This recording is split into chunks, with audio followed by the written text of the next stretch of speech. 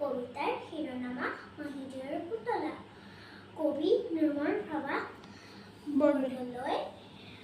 মাহিদেৱৰ পুতলা, আমাৰ ওচৰতে মাহিদেৱৰ ঘৰ। মাহিদেৱৰ পুতলাতে